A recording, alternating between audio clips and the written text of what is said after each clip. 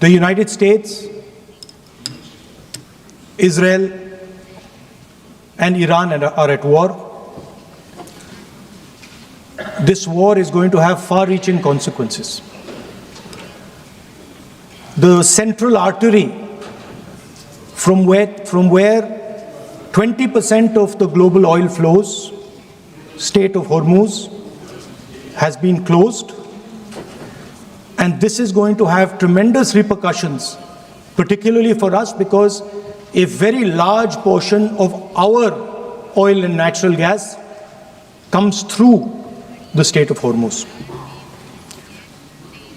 The pain has just started. Restaurants are closing. There's widespread panic about LPG. Street vendors are affected. And as I said, this is only the beginning. The foundation of every single nation is its energy security.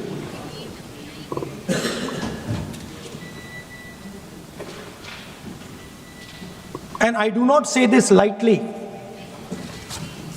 but allowing the United States to decide who we buy oil from, who we buy gas from, whether we can buy oil from Russia or not,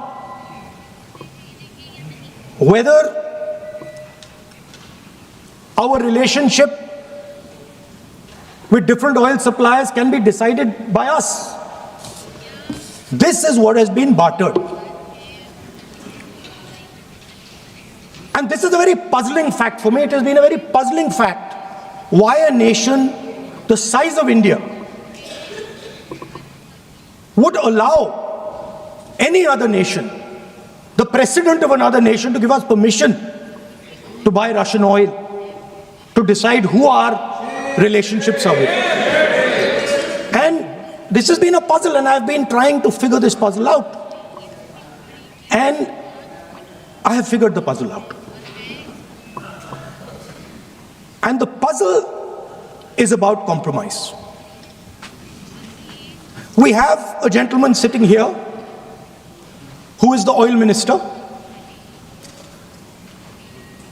He himself has said that he is a friend. Sir, I'm talking about oil security, sir. Sir, I'm talking about oil national. I'm talking about economic security, sir. माननीय सदस्य, Sir, माननीय सदस्य आपने जो notice दिया है, उस notice में बोलिए आप। पश्चिम एशिया में चल रहे इस युद्ध को 3 सप्ताह से अधिक का समय हो चुका है। इस युद्ध ने पूरे विश्व में गंभीर ऊर्जा संकट पैदा कर दिया है। भारत के लिए भी ये स्थिति चिंताजनक है। इस युद्ध से हमारे व्यापार के रास्ते प्रभावित हो रहे हैं। इससे पेट्रोल, डीजल, गैस और फर्टिलाइजर जैसे जरूरी सामान की रूटीन सप्लाई प्रभावित हो रही है।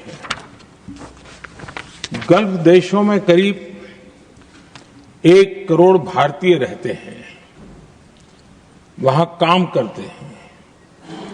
उनके जीवन और आजीविका की सुरक्षा भी भारत के लिए बहुत बड़ी चिंता है। हॉर्मुज़ स्ट्रेट में दुनिया के अनेक जहाज फंसे हैं। उनमें बहुत बड़ी संख्या में भारतीय क्रू मेंबर्स हैं। ये भी भारत के लिए एक बड़ी चिंता का विषय है। ऐसी विकट परिस्थिति में आवश्यक है कि भारत की संसद के इस उच्च सदन से शांति और संवाद की एकजुट आवाज पूरे विश्व में जाए।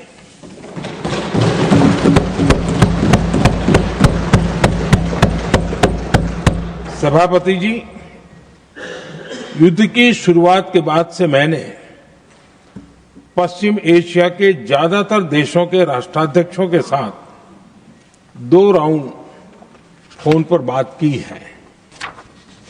हम गल्फ के सभी देशों के साथ लगातार संपर्क में हैं। हम ईरान, इजराइल और अमेरिका के साथ भी संपर्क में हैं। हमारा लक्ष्य डायलॉग और डिप्लोमेसी के माध्यम से क्षेत्र में शांति की बहाली का है। हमने डी एस्केलेशन और हॉर्मुज स्ट्रेट खोले जाने पर भी उनसे बात की है। कमर्शियल जहाजों पर हमला और हॉर्मुज स्ट्रेट जैसे अंतर्राष्ट्रीय जलमार्ग में रुकावट अस्वीकार्य है। भारत ने नागरिकों पर, सिविल इंफ्रास्ट्रक्चर पर, एनर्जी और ट्रांसपोर्ट से जुड़े इंफ्रास्ट्रक्चर पर हमलों का विरोध किया है। भारत डिप्लोमेसी के जरिए युद्ध के इस माहौल में भी भारतीय जहाजों के सुरक्षित आवागमन के लिए सतत प्रयास कर रहा है। भारत ने इस समस्या के समाधान के लिए संवाद का ही रास्ता सुझाया है। इस युद्ध में किसी के भी जीवन पर संकट मानवता के हित में नहीं है। इसलिए भारत का सतत प्रयास सभी पक्षों को जल्द से जल्द शांतिपूर्ण समाधान के लिए प्रोत्साहित करने का है। सभापति जी, संकट की स्थिति में देश विदेश में भारतीयों की सुरक्षा हमारी बहुत बड़ी प्राथमिकता है। युद्ध शुरू होने के बाद से लेकर अब तक 3,75,000 से अधिक भारतीय सुरक्षित भारत लौट चुके हैं।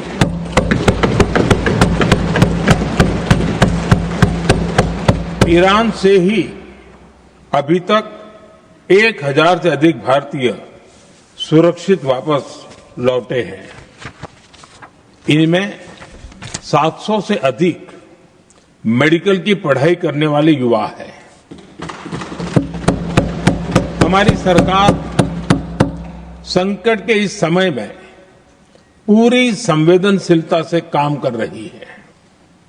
सभी देशों ने वहां मौजूद भारतीयों की सुरक्षा का पूरा आश्वासन दिया है।